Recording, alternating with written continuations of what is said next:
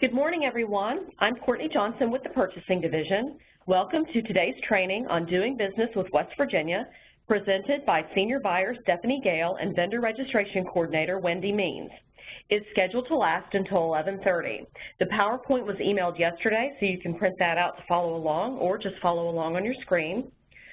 Following today's webinar, we will be sending a survey, so please take a few minutes to answer. We do use those to make our trainings more effective. We'll be answering questions throughout today's presentation, so please put your questions in the chat window and send to the host. Let's get started. Good morning, everybody.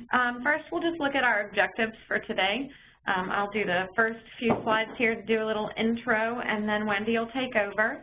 So by the end of the presentation, you should become familiar with and know where to look up terms used in the West Virginia state procurement process. This will just make it easier for you with all of our bid packages and things that go out to be able to understand what you're looking at to be able to submit the best sort of put together bid.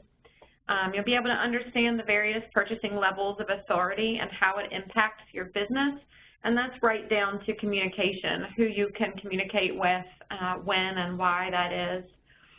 Learn the requirements of the vendor registration process. Better understand how vendors may view bid opportunities for the state, and there are several different ways to be able to do that so that you can sort of sign up for your own commodities and things like that so that you know that you're getting all the information that you need as soon as it goes out. Be knowledgeable of the state purchasing process, including the procurement methods utilized and their evaluation procedures. That just helps you after the bid, well, it helps you before the bid as well, but after the bid it helps you understand where we are in sort of evaluation and things like that before we get to the award process and after. And identify the steps required to resolve issues between the vendor and the state agency. That way, if there's ever any problem, we're all prepared for how we move on from there. And it just helps sort of make the process a bit more smooth. Quick disclaimer, the implementation of the state's ERP system in 2014 changed many processes and procedures. Although you may hear us note specific functions or capabilities within OASIS, today's presentation will focus on a high-level overview of the state procurement process rather than specific processing functions in the ERP system. Greater detail of this system can be found online at wvoasis.gov. So if you're actually looking at functionality and things like that of the system rather than an overall view of what we do here and what your role there is, you'll want to go to that OASIS website. If you run into trouble, you're looking for more specific information, or you run into trouble submitting a bid or anything like that, you can go to the help desk as well at helpdesk@wvoasis.gov. There are just a few definitions that we'll go over that will help get us through. Vendors should become familiar with the terms and acronyms used in the state procurement process. Marketing your business to the State of West Virginia guide. There's Appendix G, definitions, acronyms, and abbreviations. Will help you sort of get through all of the bidding documentations and that are published with each solicitation, and any follow-up requests for documentation and things like that from the vendor. Examples include your request for quotation, request for proposals, expression of interest, and more. So those are all different types of solicitations that we would put out here at central purchasing and also at the agency level. And that'll affect how you bid, what documents are needed, and what type of bid opening it will be, what the timeline looks like. So all of those things will be affected. And many processes, they were modified in the regular session in 2018. So even if you were a vendor before then doing business with the state, it wouldn't hurt to go back and review those things now to get a more updated version of how we do business here, how you can do business with us, and what may have changed to save yourself any trouble. The state's enterprise resource planning, the ERP system, is called WVOASIS, and we mentioned that before. That's where you'll register, where Wendy will talk to you about the vendor registration process and things like that. That's where we do all of, at the agency level and at the central purchasing level, that's where we'll put our solicitations out to bid. That's what will flag anything on VSS in order for you to see it. Everything's done in Oasis. And the procurement module allows for online bidding, vendor registration, and more. And it stands for Our Advanced Solution with Integrated Systems. And the vendor portal of this system is referred to as VSS, or Vendor Self-Service. You can access that at wvoasis.gov. If you go to that website, VSS is sort of, the button for it is on the left-hand side of the page toward the bottom. You can get into VSS there. There's also public access there if you're not registered yet, but you can get into VSS and register there, and that's where you can register your company and to be able to see solicitations that are opened for commodities that your company may have.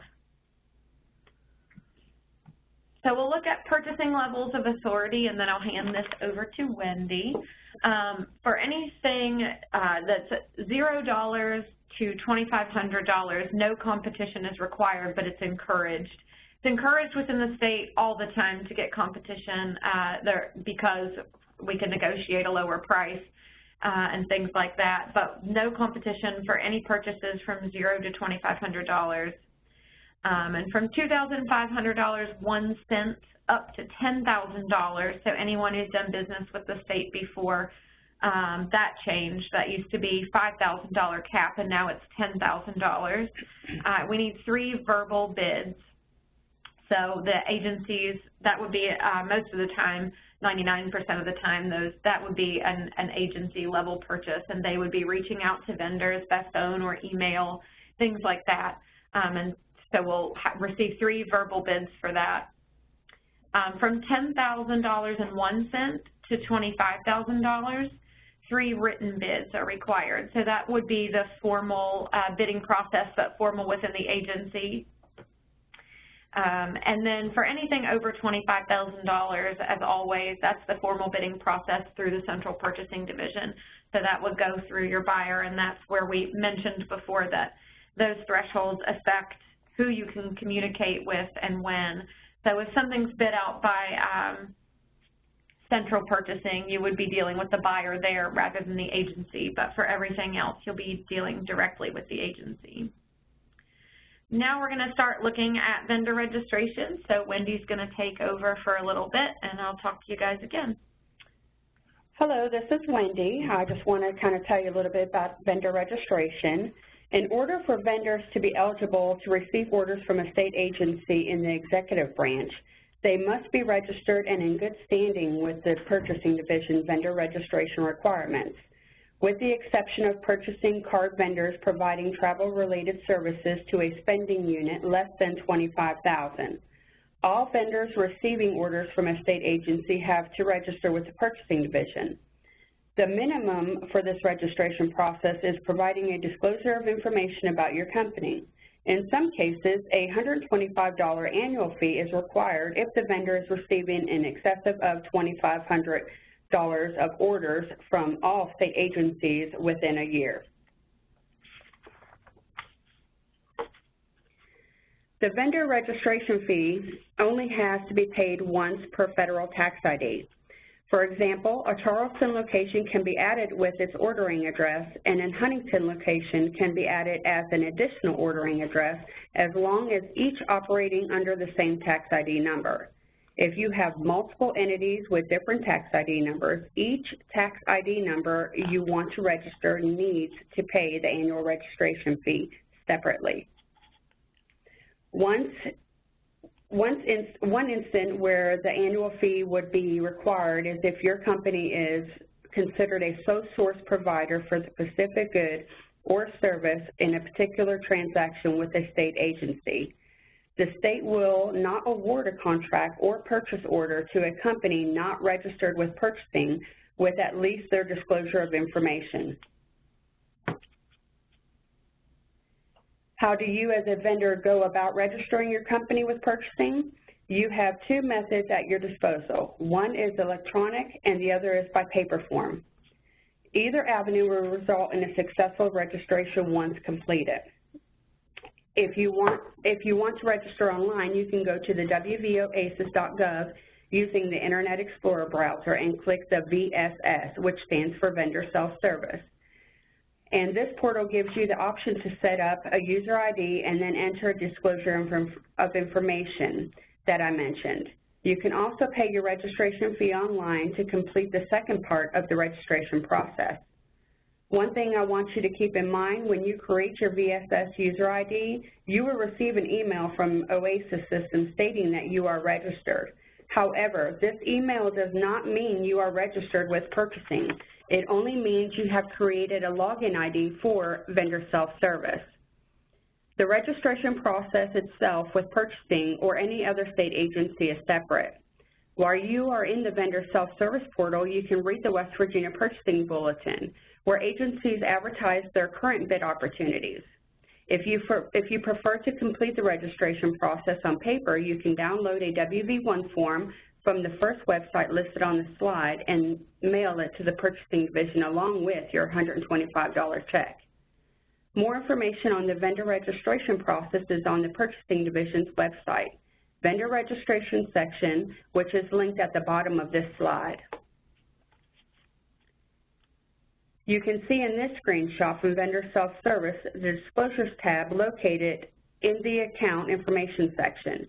If you click Add Items, you can choose Owner or Officer information and input the names of your company's relevant information and the city, state, and of their residents. Once that is entered, make sure you hit Save. To enter your bank information, you would click Add Items again, choose the bank information at this time, and then enter your bank's name. And when I say the name, I mean like BB&T, JP Morgan Chase, Wells Fargo, etc. And then do the state and the phone number to the bank. And of course, make sure you hit Save once again so that way you don't have to do this information all over again. As you can see in this screenshot from Vendor Self-Service Portal, you can pay your fee online if you scroll down to the 7th bullet under the Account Summary page and find the button that says Click here to renew your vendor registration fees, which I have circled in red below. After you click that button, the website will ask you for your credit card information. To give you some hints, this will work best in Internet Explorer. The online payment does not work in Google Chrome, does not work in Mozilla Firefox, and does not work in Apple Safari browser. If you are not able to complete the payment online, you can mail your check and write your vendor number on it and call me with a credit card information, and I will process your payment over the phone. I want to tell you about a section of the purchasing website with the complete information about the different stages of the competitive bid process. We publish information not just on what is out for bid, but also what vendors have responded to and which vendors are successful at receiving contracts. The first part of the transparency page that shows what the state agency need is the purchasing bulletin that we have discussed. The second stage of published procurement process, what vendors have responded to with the prices, is listed on the bids received page. And finally, a weekly list of what vendors have ultimately been successful is published in the Notice of Award reports. You can also look back on the Purchasing Bulletin archives to see years of data on what the state has purchased. If you prefer to be mailed a hard copy of the solicitation currently out for bid, this also gives you an online form to complete, and the Purchasing Division will mail you a free copy of a specific solicitation out for bid in the bulletin. At the beginning of the webinar, I mentioned the differences in how the state buys something depending on whether or not it's expected to be over or under $25,000, and how this impacts where you submit your bid. The $25,000 threshold also impacts how you would market yourself as a new vendor to the state. You probably have an idea whether your transaction with the state would be over or under this amount.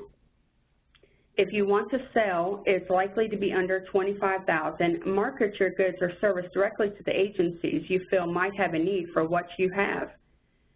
This gives you a strategy for introducing yourself to state purchases, highlighted the benefits of your business. Remember, any project expected to cost over $10,000 is going to be advertised in the purchasing bulletin, but an agency procurement officer may decide to advertise smaller purchases in the bulletin if they are seeking additional competition. I want to go into more detail about features at your disposal with the vendor self-service account. We mentioned your ability to create a user ID for yourself, and you are not limited to a single login. You can set up other people at your company to access your VSS record with the state of West Virginia.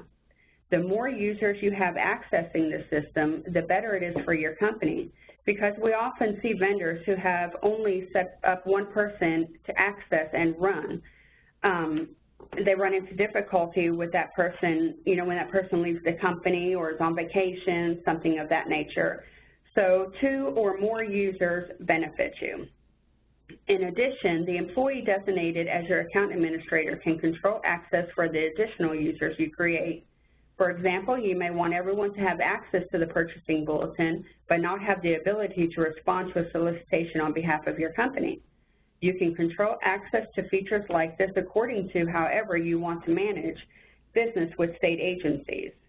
A very important feature that helps you be more aware of bidding opportunities are commodity code-based email alerts that you can receive with the solicitation is published to the purchasing bulletin by a state agency. If you are not familiar, commodity code is a global index classifying all the goods and services that can be produced and sold worldwide. The library of commodity codes used by the state of West Virginia in the WVOASIS system are the UNSPSC system of codes. You can look up the codes relevant to what your business sells searching the unspsc.org website. Write down the codes that correspond to your business and input them in your VSS portal record under Commodities in the Account Information section. The more commodity codes you have entered in the vendor record, the more bid alerts you could potentially receive. As you can see in this screenshot from your vendor self-service portal, you can see the Commodities tab under the Account Information where you can enter the commodity codes relevant to your business. In order to input these codes into your vendor record, find the button that says Add Items, which I have highlighted in the yellow below. You can add only one commodity code at a time, but you can add multiple codes to be part of your record and potential email alerts. We have mentioned it several times, and now it's time to talk about what is easily the most important takeaway from this webinar. The West Virginia Purchasing Bulletin. The bulletin is what keeps potential vendors aware of anything exceeding $10,000 that our state agencies need. You can view the bulletin online through the VSS portal.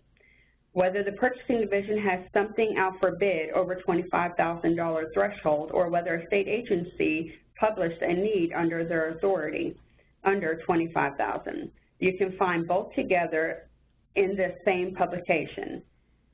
When you are looking at the list of solicitations in the bulletin, this is marked by either an A or a C, which I will show you in the next slide.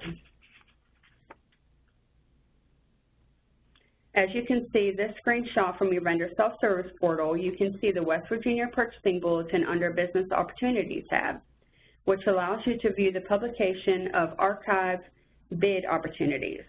Each solicitation is listed with a brief description. The agency will need the procurement officer, who is your contact person, and the deadline for submitting your responses in red. As we mentioned before, each solicitation prefix starts with either an A or a C, indicating whether the state agency or purchasing division is administering the contract and whether the project value is exceeding to be below or above the $25,000 threshold. The Details button lets you look at more information about projects that interest you, as well as files associated with the solicitation that you may need to download. So you don't have to read the Purchasing Bulletin's entire list of archived solicitation every time you want to search for a bid opportunity. You can search the Bulletin by keywords using the keyword search box at the top middle. And I'm going to give you some guidance on how to best utilize the tool on this next slide.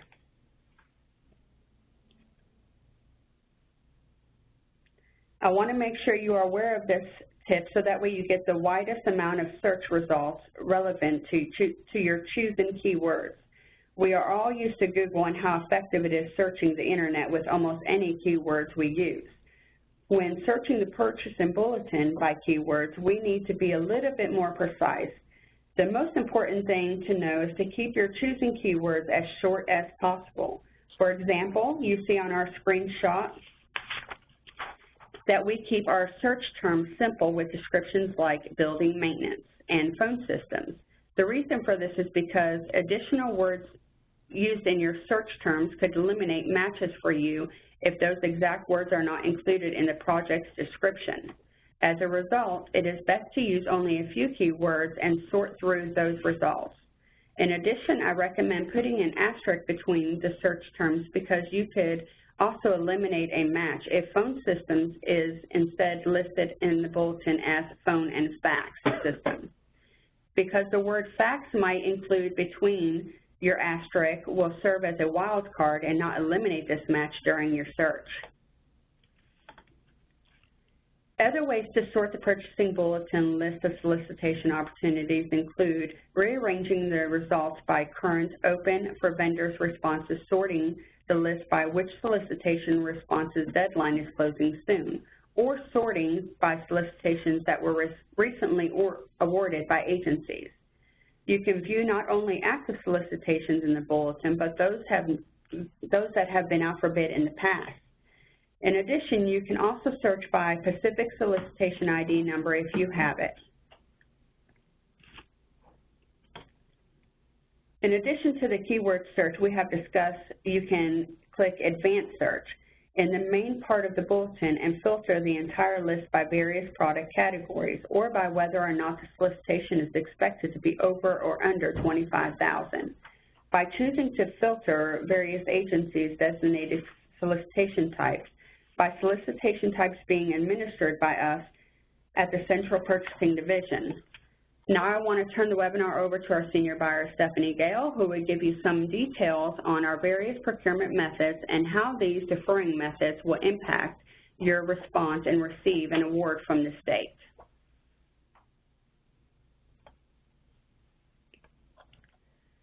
So we'll take a look first at the different methods we use for collecting quotes and responses from vendors. So we'll look at the purchasing methods in the West Virginia Purchasing Bulletin, and that will be accessible, like Wendy said, through the vendor self-service portal. So this would be anything that we put out formally to bid, either at the agency or at Central Purchasing. The first is a request for quotation. So we've got that C and the A. The difference there is the Central Purchasing or agency. So you'll have the Central request for purchase or the agency request for purchase, and that's going to be for most of them, other than a couple of different types that are only at Central Purchasing level. So our RFQ, vendors can respond electronically through VSF.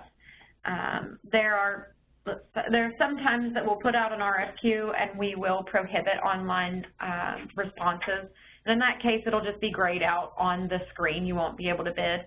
If you ever have a question about whether that is the case with a solicitation or not, feel free to message the buyer, email the buyer.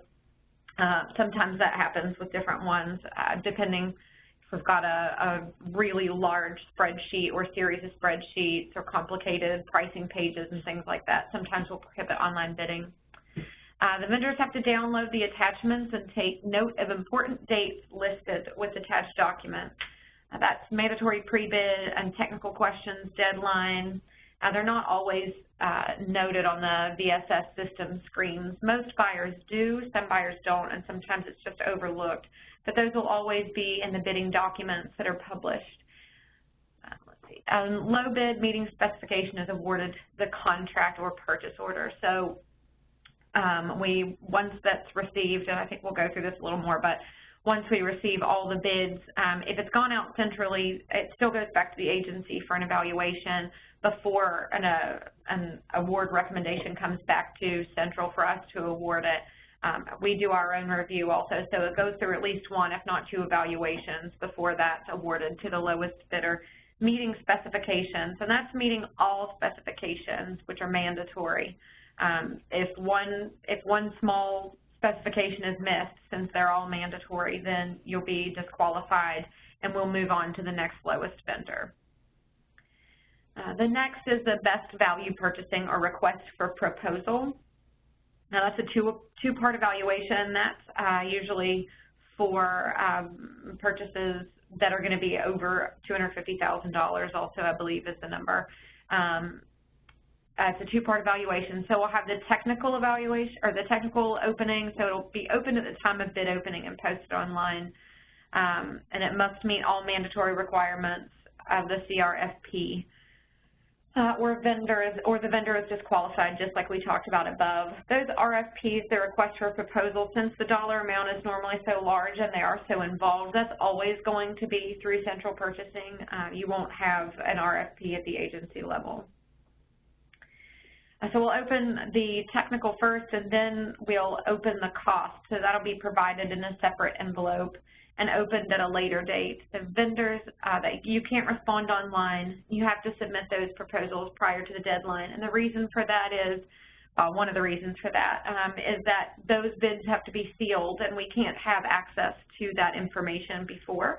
And if we allowed vendors to bid online for those things, then we would have access to the information in your cost proposal, even though we only need to be reading the technical, and we can't do that. And then the highest scoring vendor is awarded the contract or the purchase order. So that'll be evaluated by a team of evaluators, and then it'll be awarded the purchase order or the contract. The next is the expression of interest, or an EOI. EOIs will be at the central level also. Vendors can't respond online, and you must submit through mail or fax to the purchasing division. You can also drop them, hand deliver them here also. I had that as a question yesterday from a vendor, so you can't do that online. They're for architectural and engineering services, an evaluation is based on qualifications and experience, and they're ranked by the Best Value Committee selected at the agency level. So you'll submit those usually before a construction part of a contract. So you'll have architectural and engineering, the expression of interest. And once we award that based on the qualifications, then we move on to the next. It'll be probably an RFQ for construction, something like that, where those architectural and design, or the engineering design, will be used for that. And the agency committee must consist of 3 to 5 members. And the interview scores and recommendation of who was selected by the committee are followed to or forwarded to the purchasing division for approval. And the highest ranked vendor enters negotiations, and if successful, awarded the contract. So that works a little differently than most everything else. There's negotiation involved in time and cost and things like that.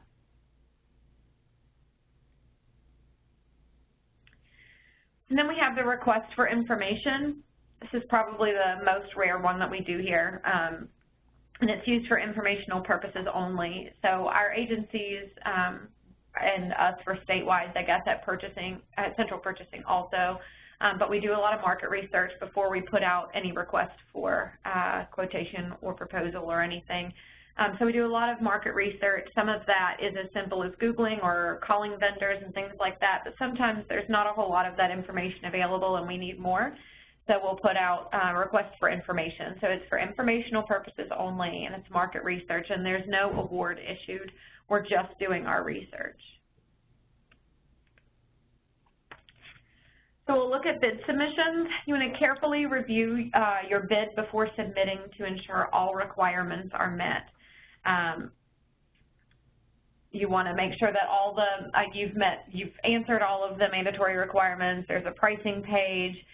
Anything that says must or shall be included in the solicitation documents, those need to be attached at the time of bid. So we need to do any of that. If there's any paperwork or if you're bidding on construction contract, you'll need a bid bond, all those kinds of things. And those will be in the solicitation packet that you can download from online or request a physical copy of. And if you're submitting responses online, you need to upload all of those required documents.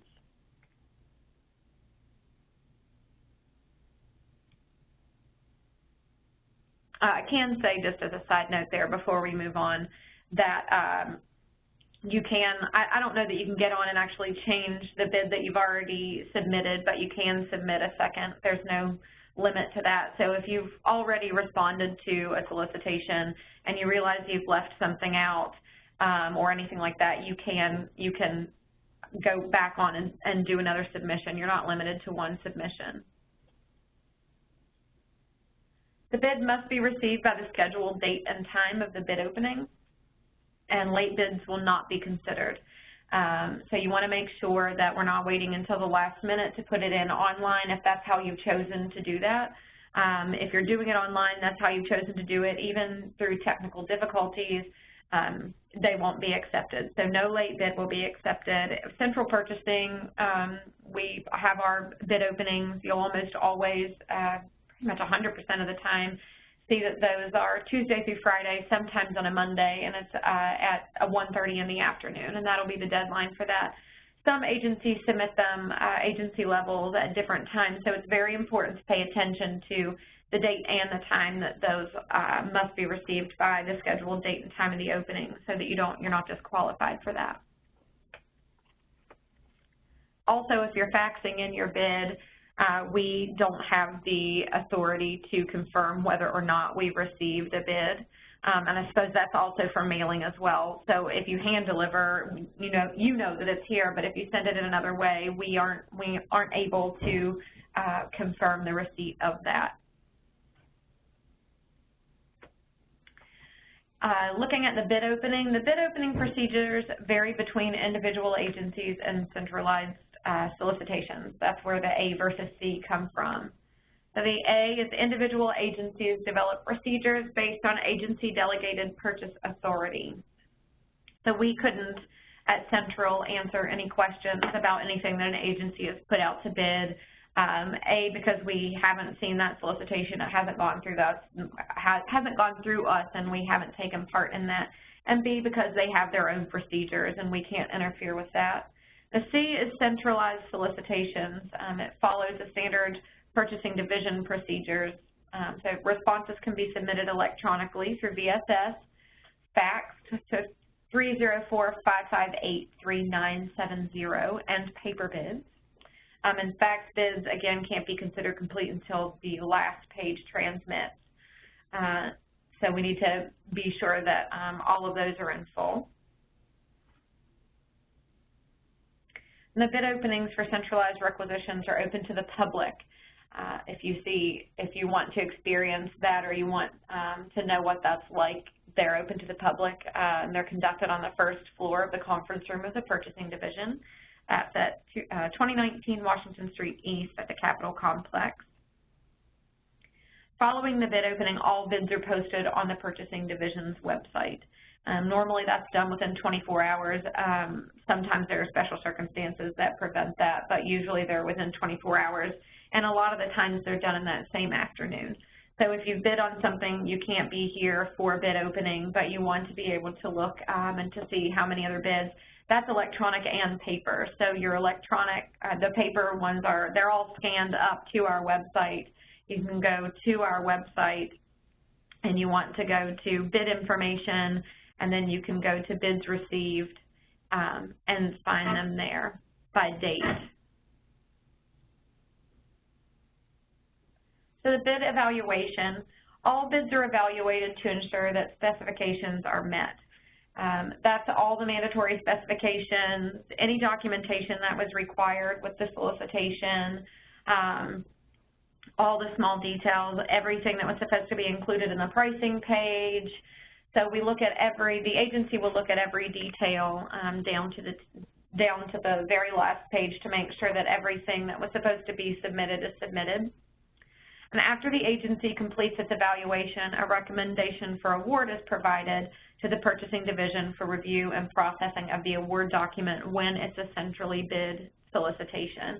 Otherwise, this is done at the agency level. When it's centrally bid, they send it to us for processing the award. We then do our own review to make sure that we agree with that. Central purchasing each buyer has to sign off on every award or purchase order that we issue. So that goes through as an evaluation here as well, just a review to be sure that that buyer agrees with that recommendation. We do have a question. Please elaborate on the highest ranked vendor. What criteria is used in qualifying vendors? For any that require the highest ranked vendor, which I don't know if you can tell me now whether you're asking about an RFP or an EOI. There are different criteria for each one. The request for proposal is a more lengthy process sometimes for the review. Requests for proposals are when, very simply, when we know what we need but we're not really sure how to get it. Sometimes we don't know exactly what we need. We know what the end game is and we're not sure how to get there. There's not necessarily a product off the shelf that we can go out and buy to satisfy that need.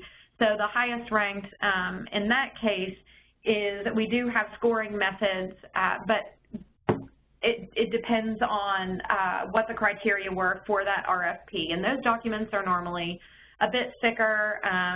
For RFPs, usually there's the written part and there's an oral presentation that goes along with it. I don't want to get too bogged down in those details for the purposes of this webinar, but I can say that on the Purchasing Division's website, you can find training modules on them for vendor and for the agency sort of resources.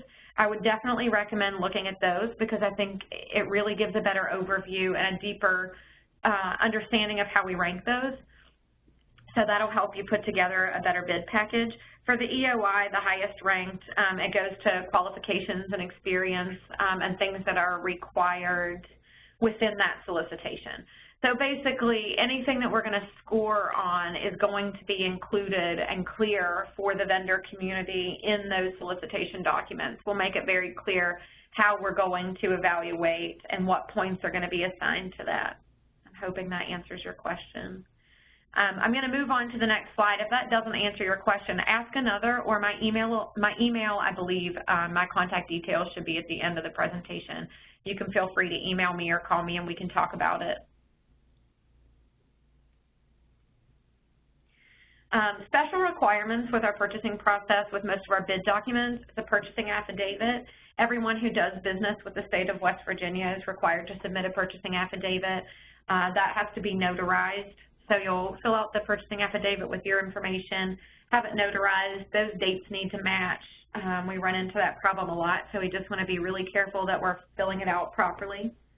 That is something that we can go back to you after receipt of bid and bid opening to get from you, but we do prefer that it's submitted with the bid. You have to be in good standing with the following, but including but not limited to the West Virginia Secretary of State's Office, the West Virginia Tax Department, and the West Virginia Insurance Commission. Some of those checks are done with an OASIS for us, and we can't move on to an award until those are satisfied. Some of them aren't. Secretary of State's isn't. We check that separately. If after the evaluation process we are going to award something or we're in that process and we notice that, we will reach out to you with instructions on how to be registered. You can contact the Secretary of State's office. If you think you might be now and you're not sure, feel free to search yourself or get in touch with the Secretary of State's office.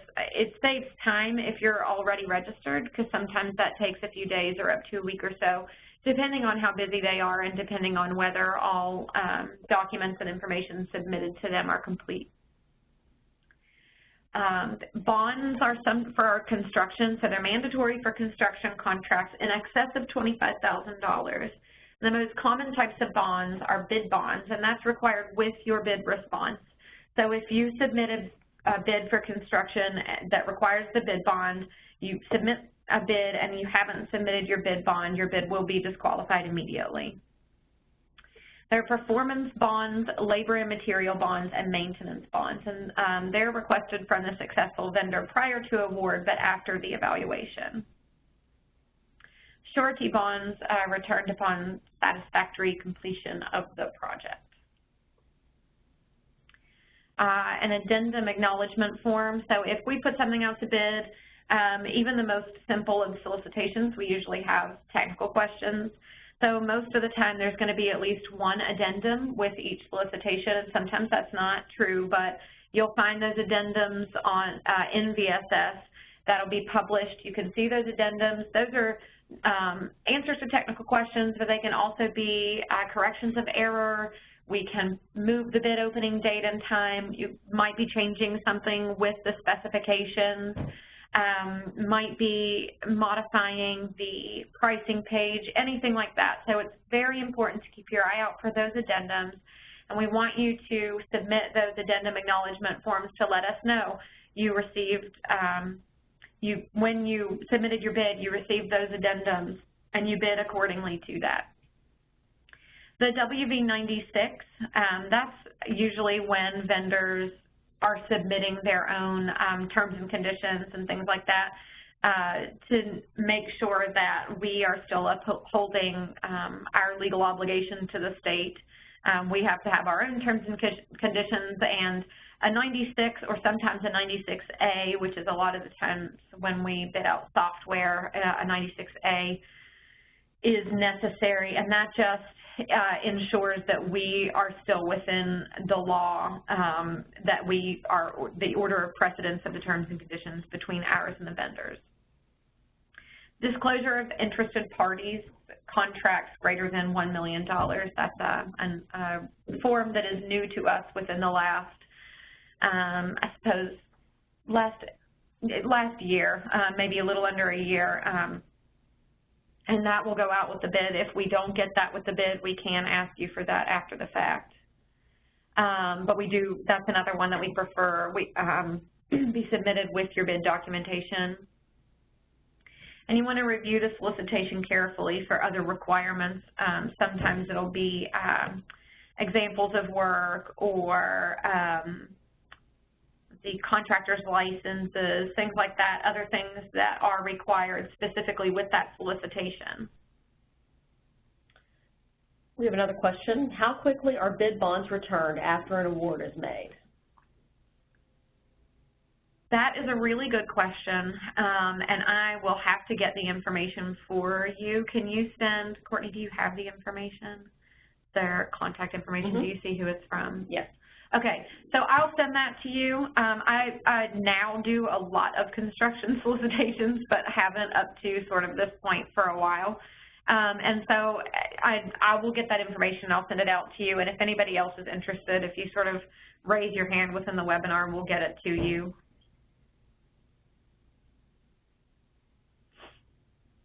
The next step is the award. For agency procurements, the responses or the bids are evaluated by the spending unit and approved by the agency procurement officer. And for centrally solicited items or procurements, it's a C, so that's the CRFQ, CRFP. The purchasing division is the only entity that has the authority to issue or to change those contracts. So that's over the $25,000 threshold. All bidders will be notified when a contract to which they've responded has been awarded. So even if you're not the lowest bidder meeting specs, or if you're not the highest ranked, we'll send a letter to each one of you, to each vendor who bid. Now, it's important that we have the correct contact information for you, which is why we really need you to be very accurate with your contact information when you do bid, because that information is going to go to the contact information you provided for us most recently. You can also find that information, and I think Wendy spoke to it earlier, but you can find that information online also in VSS to be able to see what has been awarded. Work can't be performed until the purchase order is received by the vendor. So we will send out that purchase order. If it's been awarded to you and you haven't received it, have not received it, please reach out to us so that we can get that to you.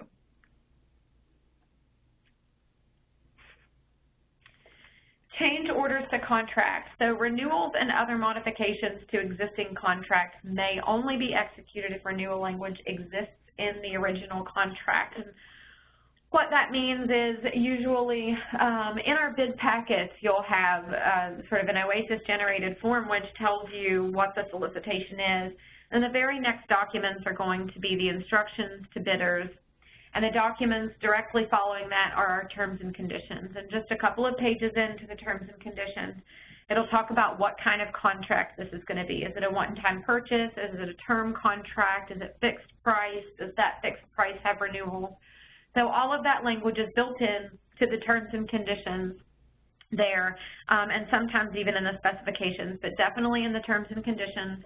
That'll be, you know, our normal standard for a term contract is a one-year term with 3 optional renewals. But sometimes that's different. Sometimes we have different initial year terms and things like that. So we can do renewals when renewals or modifications if that language exists in the original contract. And when are they necessary?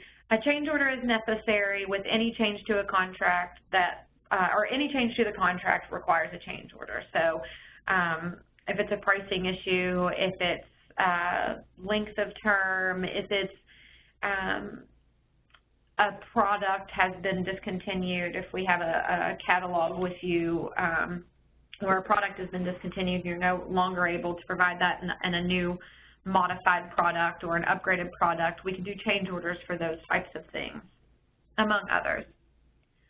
No work shall be performed by the vendor until such time as the vendor receives an approved written change order. So if we, for instance, on a contract where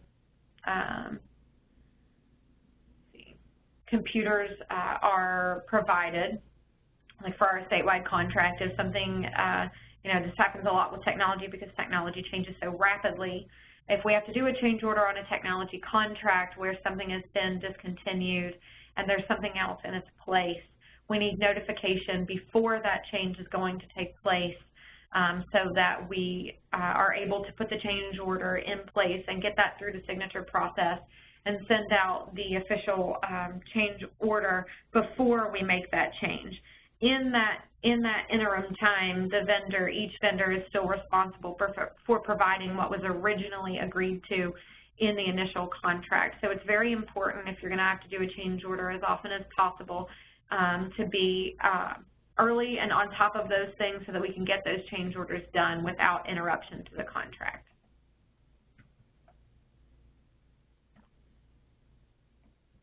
So change orders at the agency level and the centralized level. Agency change orders, the procedures may vary, and that's because, as we mentioned earlier, each agency has their own procedures and things like that that they work through. A central change order is processed. It's prepared by the agency. So just like solicitations, when the solicitations are done, the specifications and everything are sent from the agency. So the agency is going to do those initially and send them to us. And it's the same thing with a change order. So it's prepared by the agency at the agency level. Since the contract's already been awarded, it'll be between the agency and the vendor to talk about what those changes need to be and how you go about that. Then that'll be submitted to the purchasing division, and each agency has their own designated buyer. So each agency, when they have that change order documentation together, they'll submit that to their designated buyer at the purchasing division. We'll conduct our own review and make sure that we're able to make the changes that are requested. Sometimes there are changes we're not able to there are changes, that are requested that we're unable to process. For instance, if you're trying to get a renewal and either the contract has no renewals left or there were no renewals written into the contract in the first place, like we talked about on the last slide, we would be unable to process that change order. As long as that review is done and we've given our approval, we'll prepare the change order in OASIS, and we'll send that through the purchasing signature process. So that will, as soon as we submit that, it goes to a supervisor, it goes to someone else in-house, it goes to the Attorney General's office, and it comes back to us for encumbrance. So it goes through a number of checks. That can take a little bit of time depending on the size and the complexity of your change order. There may be some other questions that need answered at different levels. So sometimes it takes a minute, but normally it's a swift enough process. And then it comes back to us for encumbrance. And once that's been encumbered and you've received that official change order, you can begin work with the facilitated change. Some things to remember. The purchasing division cannot accept late bids. We talked a little bit about that earlier, and we just want to really hit that point home. If your bid is even 1 minute late, we can't receive it. Especially if you're going to bid, if you're bidding online, there's a batch report that's run right at 1:30 when we set the bid opening time for. So that batch is run, and if anything was received after 1:30, we can't take that. In OASIS, when agencies, and actually at Central Purchasing, when we're publishing the solicitation, so before you even see it, one of the last steps is to put in the bid opening date and time. So when the time is put in there, anything received after that time that's put in can't be accepted. If you're bidding by paper, either by fax or by mail or by hand delivery, those need to be received as well. If you're coming to the bid opening, you can deliver your bid then, but it needs to be received and stamped by our front office staff by 1:30. For formal acquisitions, vendors may not communicate with state agencies regarding a specific solicitation except through the purchasing division, from which time the solicitation is publicly released to the official award of the contract. And what this means is, if something is going out through Central Purchasing for those formal acquisitions, once the agency sends it to us and we have done our review of it, we've put all the solicitation documents together, and we have published that online for the vendor community to see, you're in what we call a blackout period, and you'll hear us refer to that a lot. And during that blackout period, the only person that vendors can communicate with is the Central Purchasing buyer. You cannot reach out to the agency if someone erroneously reaches out to the agency. That's usually forwarded on to the purchasing division, but the agency cannot have any contact with the vendor for anything pertaining to that particular solicitation. And the vendors are encouraged to submit all required documents with the bid to speed up the award process.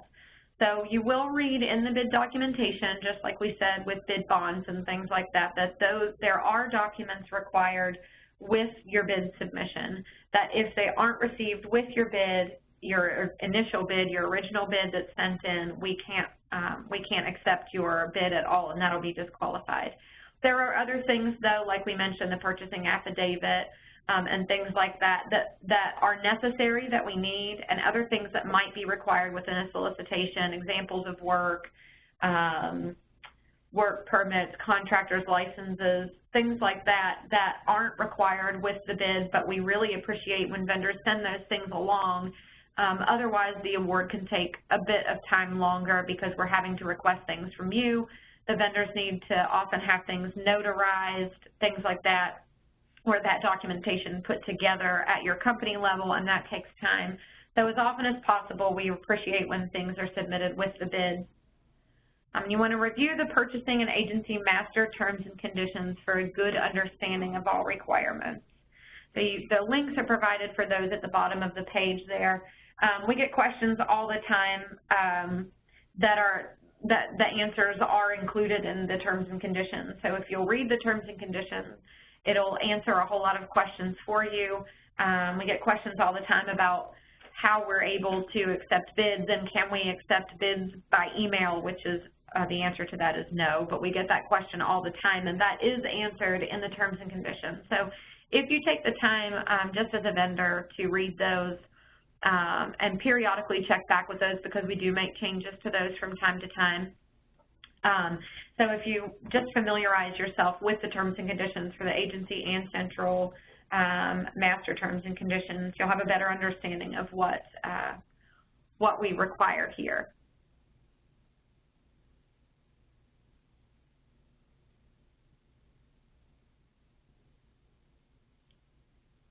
And for vendor performance, it's very important that you communicate any performance or product delay issues to your agency contacts so they're made aware. And sometimes, going back to the change order problems, that's where we're talking about the change, that delay in time there. We don't want to have the contract interrupted if we can help it at all. So we know that we understand that sometimes you come up against something and it's a last-minute change that you were unaware of and you didn't see it coming, and we know that there are those circumstances, but as often as possible, we want you to stay on top of that. So if there is a delay at all, the agency is made aware and we can work around that. The agency will document communication made with the vendor and all efforts to resolve any problems. If there is a problem and we reach out to the vendor, all of that will be documented. And that's why it sort of helps if you keep on top of that with the agency that you've been working with, so that we're aware and the communication there and the relationship there is a more positive relationship. If multiple attempts to resolve the issue have failed, the agency will contact the purchasing division for further guidance and may file a vendor performance evaluation if necessary. We don't want to do that, and we don't want you to have to go through that. As I said, we do know that things happen, but if you can keep that positive working relationship with the agency, then hopefully this doesn't happen with any delay in service or with your company to have a sort of a negative effect on the contract or with the state's relationship with you as a company. For vendor resolutions, there are protest procedures. There are two types. You can protest the specifications. And those protests must be submitted in writing to the purchasing director at least 5 days before bid opening. So again, it's really important that you pay attention to everything that is submitted, all the information that's submitted in a bid packet, in a solicitation packet, so that you know when that bid opening is. If you have any problems with the specifications, if you don't think it's possible in the vendor community at all, or if there's anything you want to protest with those, it has to be submitted 5 days before the bid opening. Once something is awarded, you can submit a protest for that within 5 days after the award to the purchasing director. So if you feel that an award has been made and shouldn't have been, then you can protest that up to 5 days afterward. If you feel that you've looked at the bid from the awarded vendor and they're missing a mandatory specification, or they didn't meet it in the way that they needed to meet it, you can submit that to the purchasing director within 5 days of the award. So it's important to pay attention to those things. Within vendor self-service, you can do that. You can contact the purchasing division, but we really recommend and we encourage you to keep an eye on things in VSS so that you're aware up to the minute. And I will turn this back over to Wendy to sort of start the closeout of our webinar here. Okay, here in the Purchasing Division's website, the wvpurchasing.gov is extensive, and we have highlighted some of the most important parts of it for vendors so you don't have to review the entire page. We have a collection of links for current vendors, the Vendor Resource Center information about the OA's procurement module, and a great deal of information about the procurement process can be found in our transparency section. I encourage you to visit these sections and also read the website's reference guide for vendors. In the VRC that describes these, wvpurchasing.gov in more detail. Also, we have included the web address for the vendor self-service portal, which is wvoasis.gov, as well as their help desk contact information in the event you have a problem accessing the system. Pictured on this slide is the cover of our new Doing Business with the State of West Virginia. Vendors Procurement Guide that provides businesses with a variety of information. Some of the information relates to how to market your commodities and services to state agencies, how to become a registered vendor, the different procurement methods used, where to find bid opportunities, and how bids are evaluated and contracts are awarded. Additionally, it includes several resources that will assist businesses interested in selling to our state. The web address is noted on this slide. Please check it out. In October, we started holding free seminars for vendors around the state of West Virginia, traveling to various cities to present this information and more potential and current state vendors. We want to include our 2018 seminar schedule in the event we are coming to a region near you. If you attend, you will be able to see several in-person presentations from our purchasing division staff and asking questions face-to-face. Remaining this year are seminars in Athens, Logan, and Charleston, West Virginia, and these seminars are free to attend. Please contact Courtney for more information. You can view this flyer throughout our website at the wvpurchasing.gov. The U.S. Small Business Administration has some resources online to help businesses, and what we want to display the information for you in the event they are a resource you want to pursue. In addition, I want to take a moment to tell you about another program administered for the vendors within the Purchasing Division. Our Small Women and Minority-Owned Businesses Certification Program allows vendors to apply for state certification in categories such as small business, under 200 employees, veterans-owned business, women-owned business, etc. The advantage to you, if certified, may come if you are participating in another government entity's bidding process and they reciprocate West Virginia SWAM certification. You may receive a preference when your bid is evaluated in another state or with a federal agency if your certified status with our SWAM program is recognized with this other entity. We have heard vendors indicate that they have receiving a bid preference in the other states by being a West Virginia SWAM certification vendor, as well as with entities such as utilities companies. Even if you never do business with the state of West Virginia agency, we encourage you to look into this program, especially if you are pursuing the business of other states. Now I'm going to turn it back over to Courtney. Okay, we do have a question we're going to get to. Does the fee of $125 need to be paid prior to submitting a bid, and how is this fee used?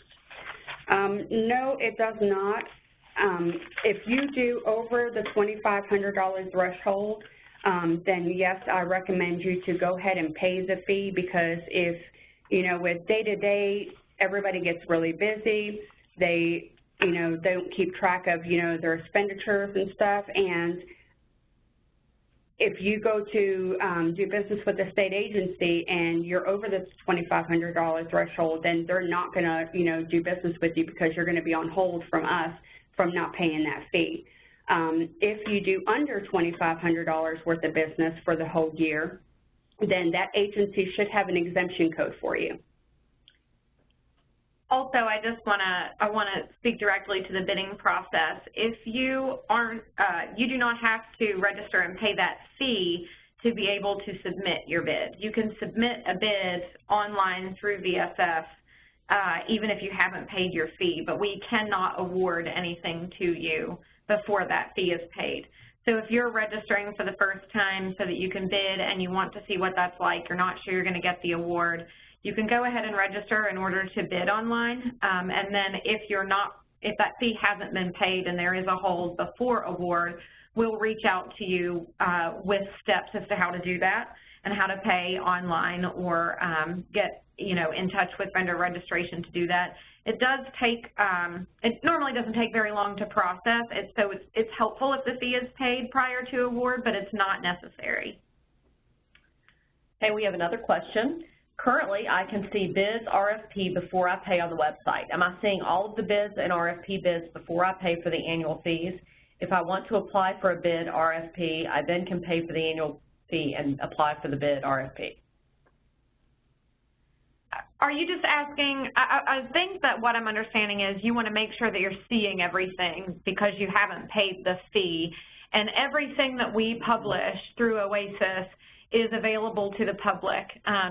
We're required to do that. So everything that's put through OASIS is available to the public. When you go in, you can see through VSS, or you can go into public access, and that's every single thing that we have out for bid, every single solicitation we have, RFQ, EOI, RFP, any of that. And it's available on our website also. Okay, another question. Has equipment leasing in lieu of purchasing been considered in the past? We actually have several contracts that have leasing as well. It depends on how it's put out. I know that our mailing machines contract, and I think also maybe our copier contract, some things like that, they were put out to bid as either purchase or lease, and the vendors were required to provide prices for each of those. I think that when mailing machines went out several months ago, 6 or so months ago, when it was put out, there was a purchase price and then a lease price for several different lease options, like 24, 36, and 48 months maybe. So we do. It just depends on how it's put out. It's not always appropriate, though, and it's not always recommended. So it varies case by case. Okay, we'll give it another minute or so to give people some time to type in more questions. In the meantime, let me give you Stephanie's email address. We don't have it on the screen. It is stephanie.l.gale, G-A-L-E, @wv.gov. Again, that's stephanie.l.gale, G-A-L-E, @wv.gov. And again, we'll give you a minute or so to type in more questions, but feel free to contact her or anybody in the purchasing division if you think of something later. And again, reminder that we will be sending you a survey. We would appreciate you taking a couple of minutes to fill that out. And we will have this webinar available as a recording that we will send you also. We'll send you the link. Okay, we have a question. How do you sign up for email notification for bid alerts?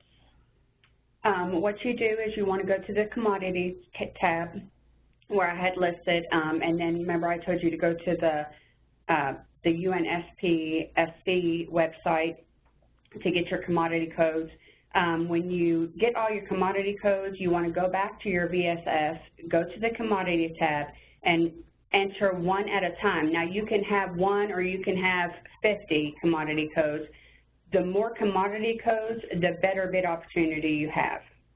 And also, you know, make sure you do have a good email noted on the account, because that is the email that you're going to get all those alerts on. Okay, I don't think that anyone else is sending a question, so we'll go ahead and wrap this up. We appreciate your time this morning. Hopefully it was beneficial. And again, feel free to contact any of us here at the Purchasing Division with any questions. Thank you. Have a good day.